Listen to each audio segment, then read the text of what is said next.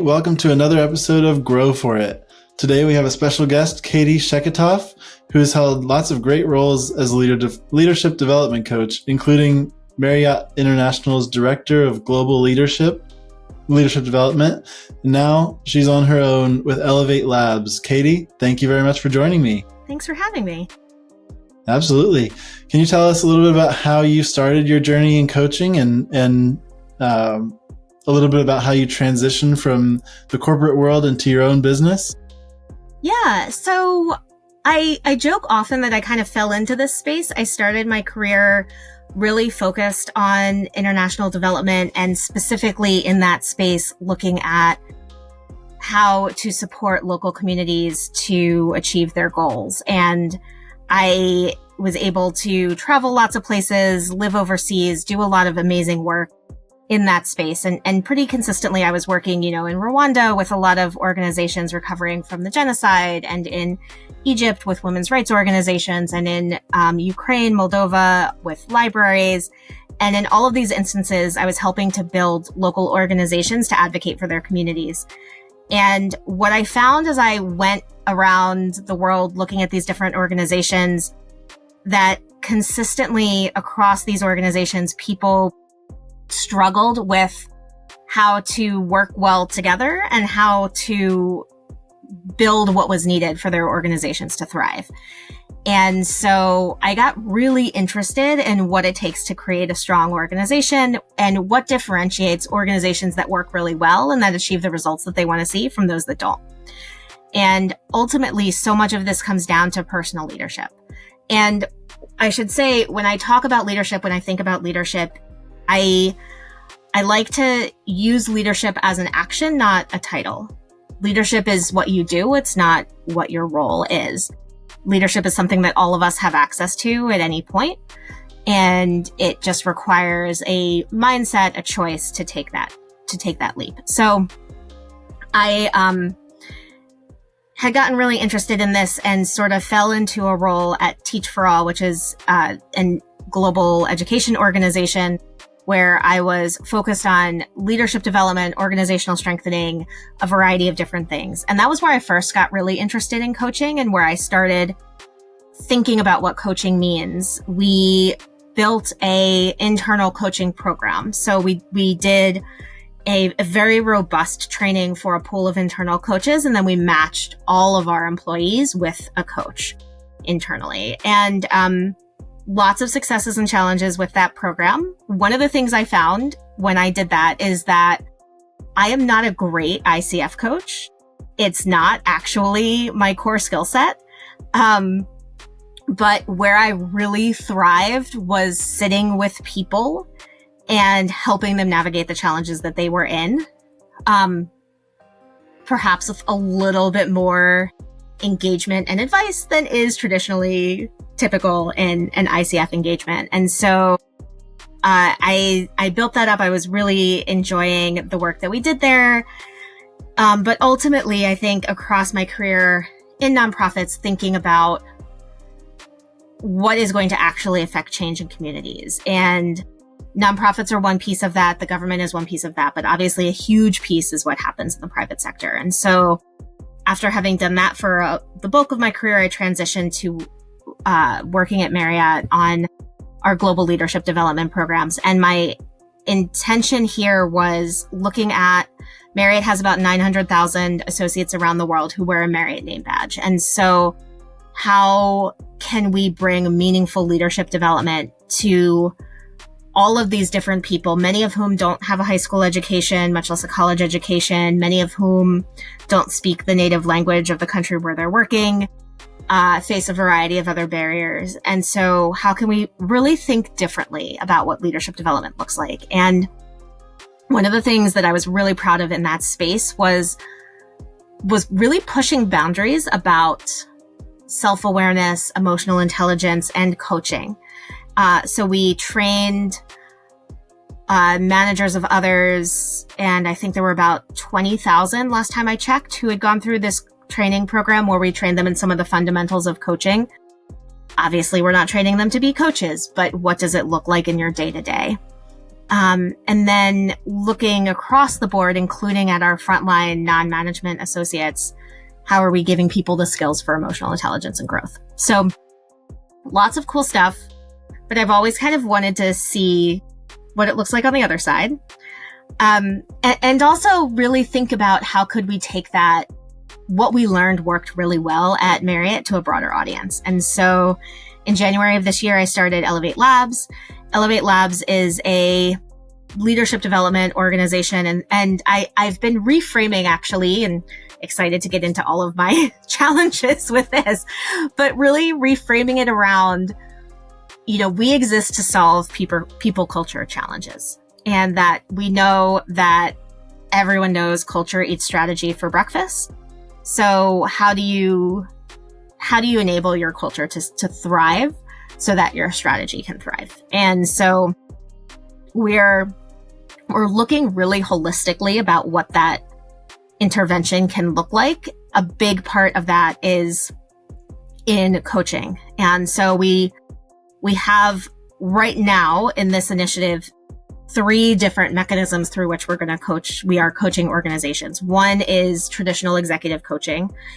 And we have a range of different coaches. Some, like me, are more practical, like, we're going to sit down, I'm going to give you some tools, you're going to have some ideas, we're going to work together, we're in it together.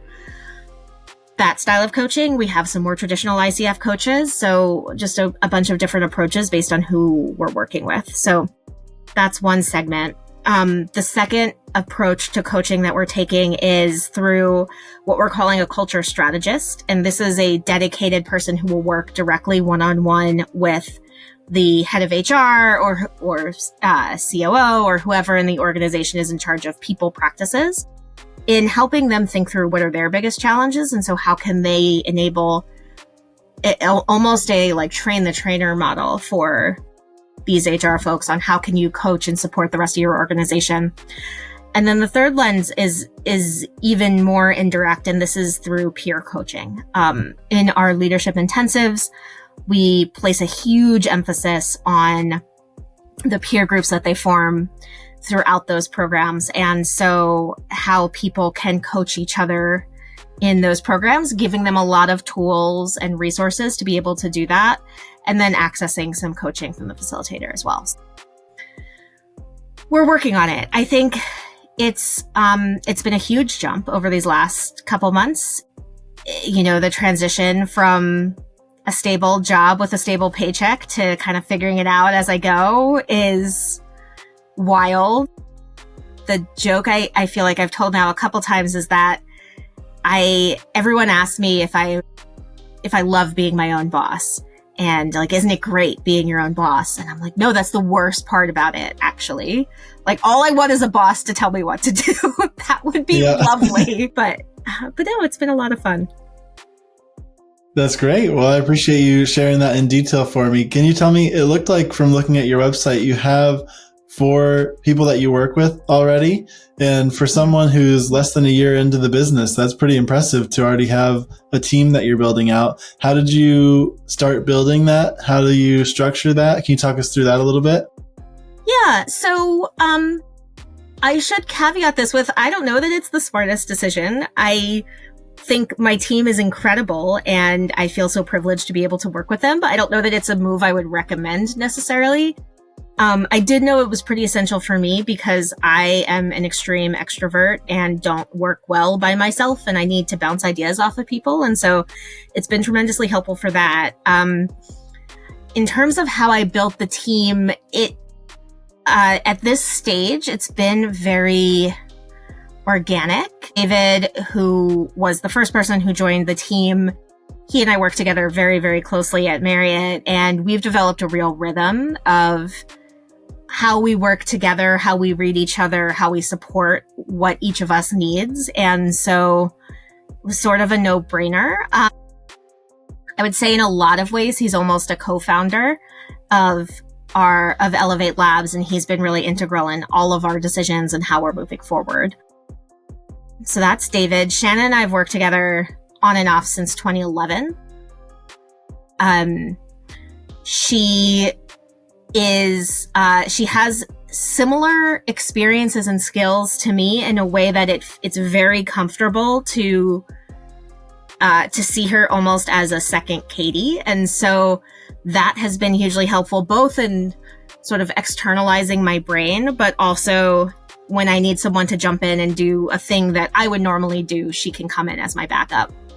And then our most recent addition is Jordan. Jordan is a recent graduate with expertise in psychology and statistics and has spent a lot of time around the leadership space. And it's just been a joy to have him, mostly because he explains all the Gen Z memes that I really don't get. And it has actually helped me connect with my kids because I feel like I know all the lingo now. But it's also just been great having someone who was recently in school, who has a lot of experience with research and coding, and he's really helping us think through the data and the research piece. I think we endeavor to be an organization that's incredibly data driven. And so having Jordan at the ground level be building out our data infrastructure, really helping us think about how we are learning consistently and building that into our practice, I think is going to ultimately be something that really serves us in the long run. That's great. It seems like you're starting off pretty strong, and sounds like you're capitalizing on a lot of really good relationships that you've had over the years, really good experience that you see out there, and some good Gen Z translators, which is always necessary. Yeah. What would you say if you had to pick one thing that's driving most of the growth of your business right now? What would it be? So I would say that's a hard question because the biggest challenge that we're facing is actually a lack of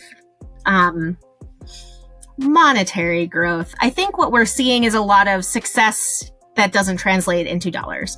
And the things that are driving our success is, I would say, two things. One is, and I don't know that this is actually answering your question, but a real willingness to try anything. And to just move fast and figure something out and pivot. We have changed who we are as a company, I think 6 times since we started. Not fundamentally, not what we believe in, but in how we're delivering what we're delivering. I think being able to be really responsive to the market has been really helpful. And then similarly, a willingness to put things out there that are kind of half-baked, and to be really real with the world. So that I think has been one of the most interesting transitions coming from Marriott, where because Marriott was so big, everything has to go through 18 different rounds of review and alignment and approvals. And so going to okay, I'm going to publish the website and half the pages aren't totally there yet. And it's going to be okay. Or I'm going to post about my feelings today on LinkedIn and it's going to be okay. And I think indexing towards just moving forward, knowing it's not perfect, versus waiting until we have something that's fully fleshed out. I think that has been really helpful.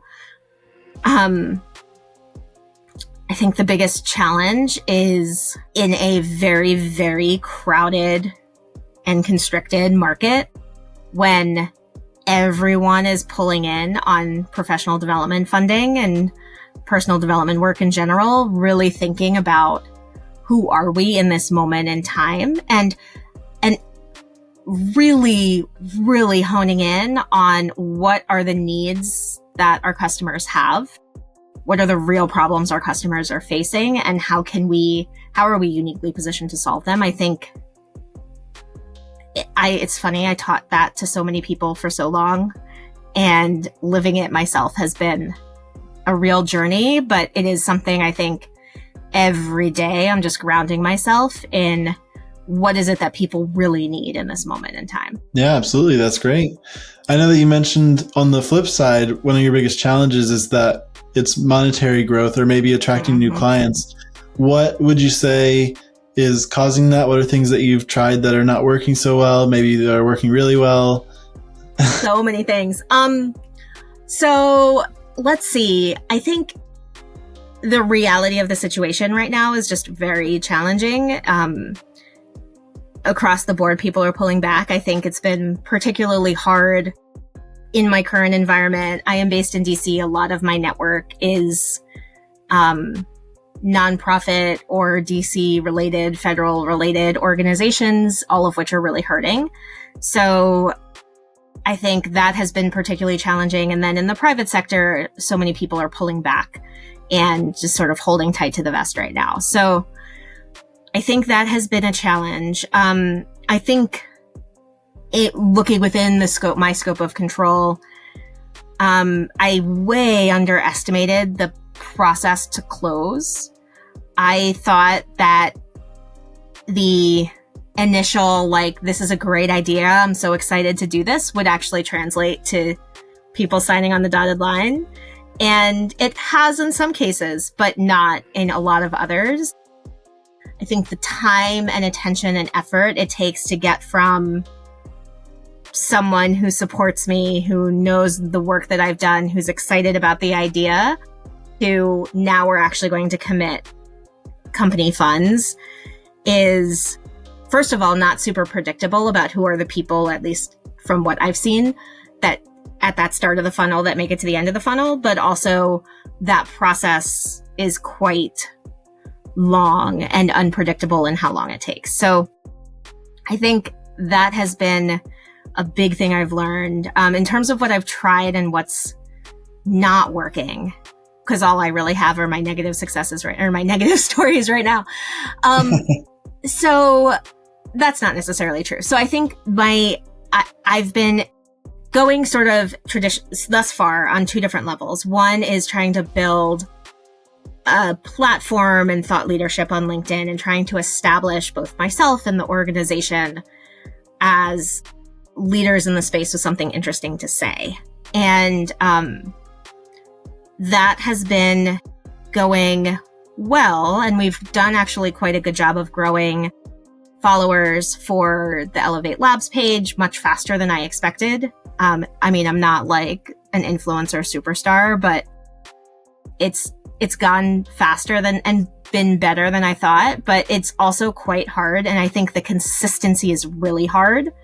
I know that we need to be posting every other day. I need to be posting from my account and from the company account and varying our different post styles. And I've read all the articles about how to maximize the algorithm, but it's not easy. And it's also often unpredictable which posts I put up that are going to get traction versus which ones don't. So that has been one direction. And then the other direction has been really going through my network. And I think that has been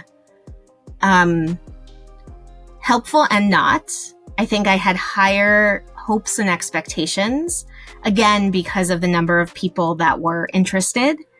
And just, I think I had miscalculated the percentage of interest to closing.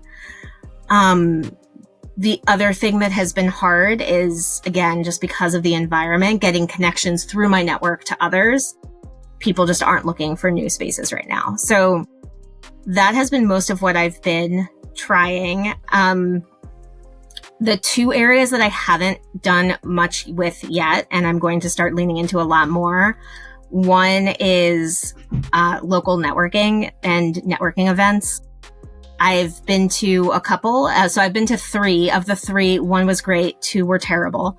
And so I think using that as my benchmark of sometimes they'll be great, sometimes they won't.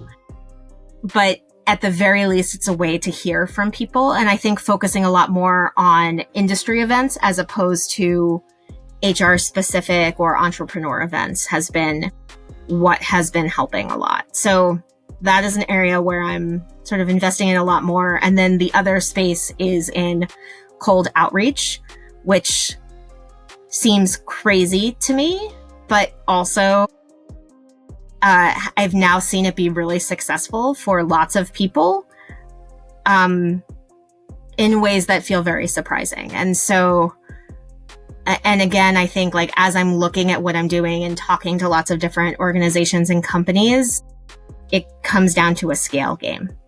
And it's just basically impossible to scale without some degree of cold outreach. So we'll see. We'll see where it goes, but it's ups and downs. Yep. I think that's great. And I appreciate the vulnerability there and the honesty. I can tell that you've thought this through very well and you're working very hard. So if it's not growing monetarily, it won't be for a lack of thought and effort. So I commend you on that. If you're looking ahead, where ideally would you like your business to be within the next 1 to 2 years? That's a great question, and one I actually have a really good answer to. So we are looking to grow to, my goal is to get to around 70 companies that are continually investing in our services. And so that might be investing in a full holistic suite of services, that might be just attending our trainings, that might be doing something else. But companies that are more than just a one-off, that are looking at something more sustainable.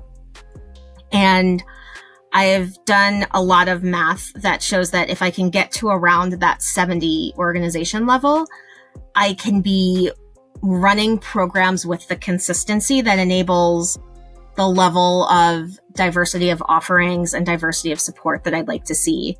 I have a huge network of trainers and executive coaches and consultants and people that, I'm ready to bring on to support different organizations. And so when we get to the around 70 organizations scale, we have a lot of systems in place that will help support that. So that's my medium-term goal.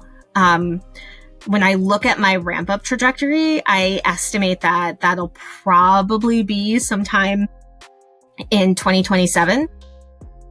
And so the question in my mind is sort of how to start growing the community so we get on a more positive spiral getting up to there.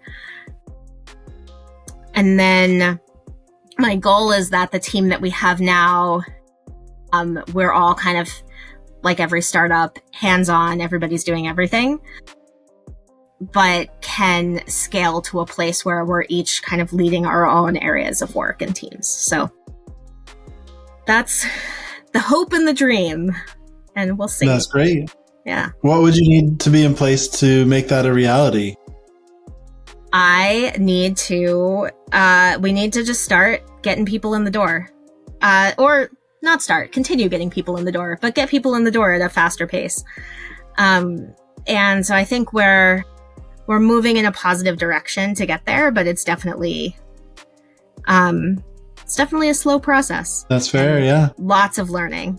I'm sure. If you had along these lines, if you had an extra 10 to 20 hours a week, what would you focus on differently from what you're focusing on now?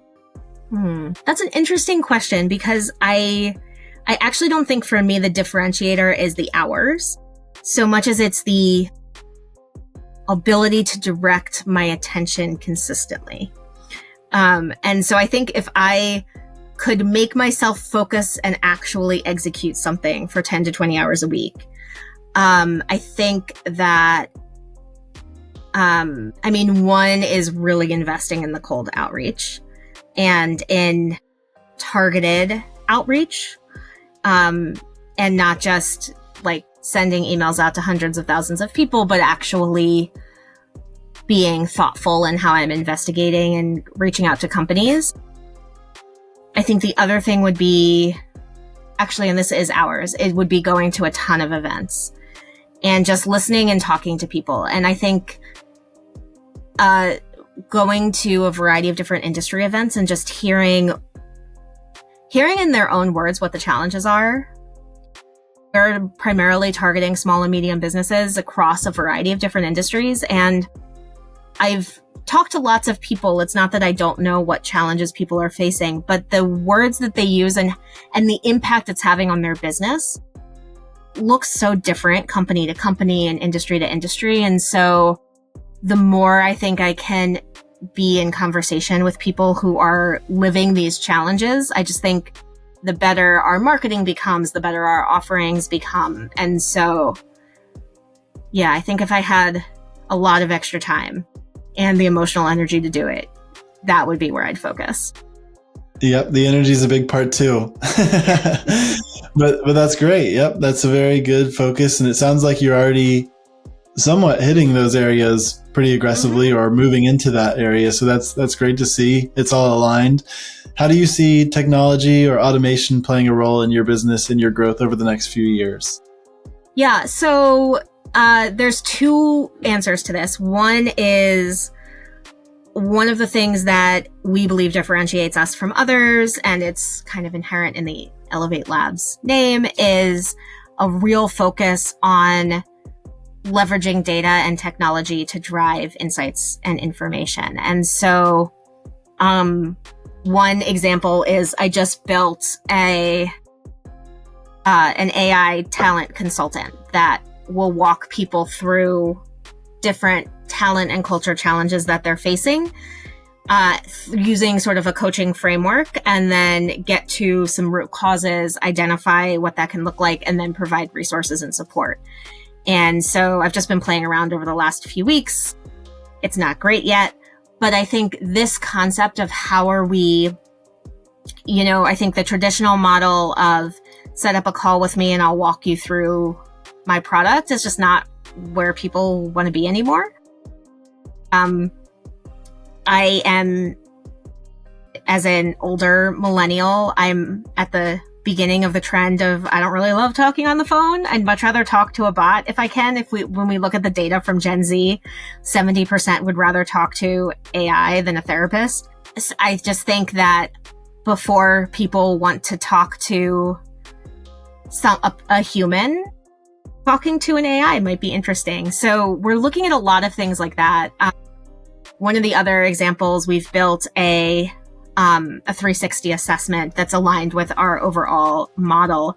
We've built in, we trained and built in an AI that analyzes the results from the 360 assessment. And rather than giving back a report with here are your scores and X, Y, and Z thing, it actually comes back not with numbers, but with analysis. And it's an analysis based that incorporates the numerical scores with the qualitative data and provides an overall synthesis as well as really strong recommendations of where you can focus on what you can do with this information. And so we're really leaning into how can we use technology and automation to enable us to provide better insights and data, and thinking through what is that intersection of human and technology. So that I would say is the biggest area. In terms of sort of on the back end in our company growth, I have been playing around a lot with different tools and technology, and I'm having a lot of fun just trying out different things. Oh, the other thing I should say is we use a platform called NovoEd for all of our sort of online learning programs. And we found that is really helpful, both in terms of creating an online community for people, but also giving us a lot of data about people's learning and growth over time.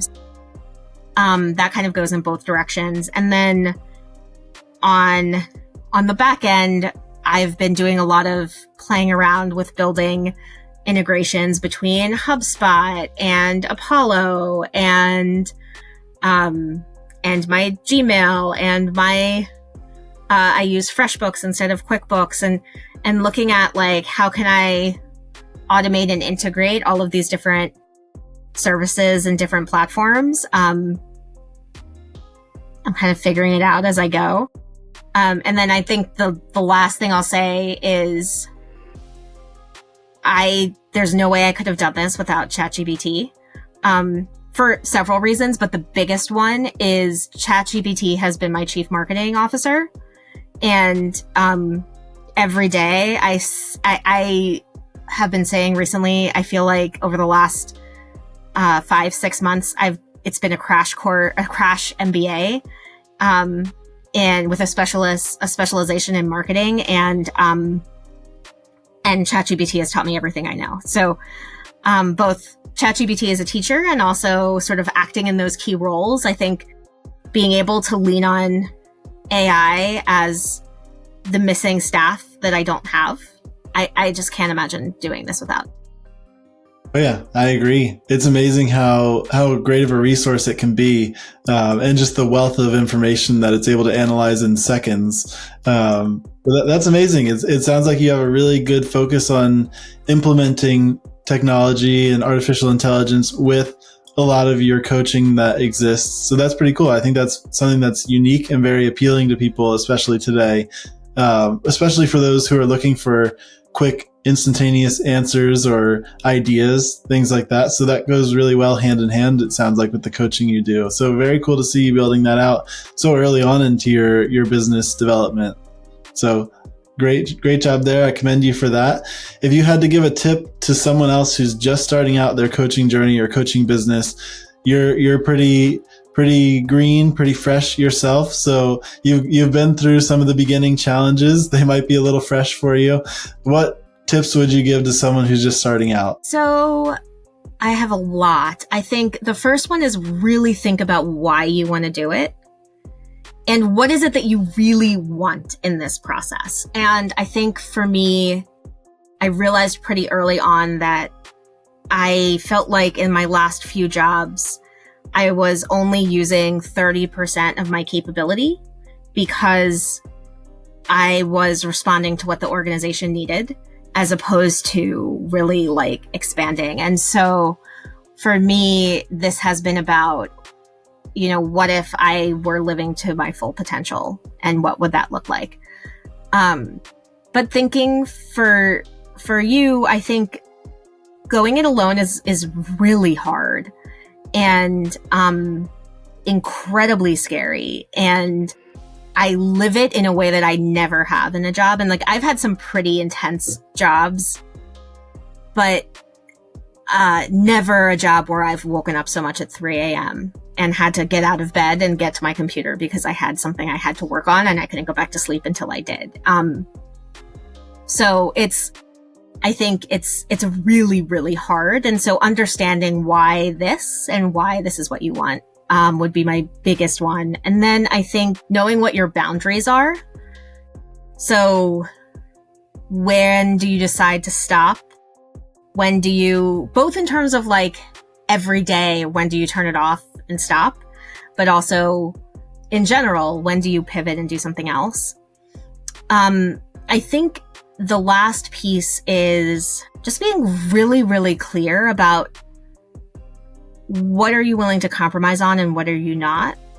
And I say that specifically in thinking about your model, your offering, what are you providing for people? And I think that I had a perception before getting into this that, the best entrepreneurs have a really clear vision of exactly what they want to do and they stick to that vision no matter what anybody says. And it's not true. I mean, maybe it is if you're Mark Zuckerberg, but for most of us, we succeed by responding to what the market wants. And so thinking about what is the intersection, where does that Venn diagram overlap between your core values and your core strengths and what you want to offer and what the market really needs, and not letting your ego get in the way of actually hearing what the market needs. Yeah. And being ready to take all of the feedback, direct, indirect, market. It's just, I feel like you got to have the thickest skin possible to make it work in this space. Yeah, that's great. That's a lot of really, really solid tips that you probably learned, some the easy way, some the hard way. All the hard way. Everything's been Well, I appreciate you sharing that. That's very helpful. Where is the best place for our viewers to find more information about you, Elevate Labs, your programs? Absolutely. Well, you can connect with me on LinkedIn. I am very actively building my LinkedIn community. And you can also find Elevate Labs on LinkedIn. We have some great posts. We try to be funny. We try to be lighthearted. You can also check out Elevate Labs on our website, which is elevatelabsleadership.com. And the website is currently and probably always a work in progress. And if you hunt around, you can find my hidden talent consultant AI in beta, and feel free to play around and have some fun.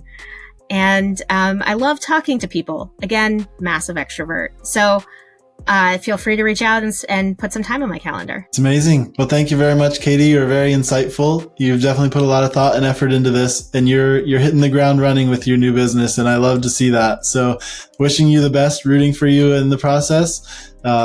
Thank you for joining us today. I appreciate it. Absolutely. Thanks for having me.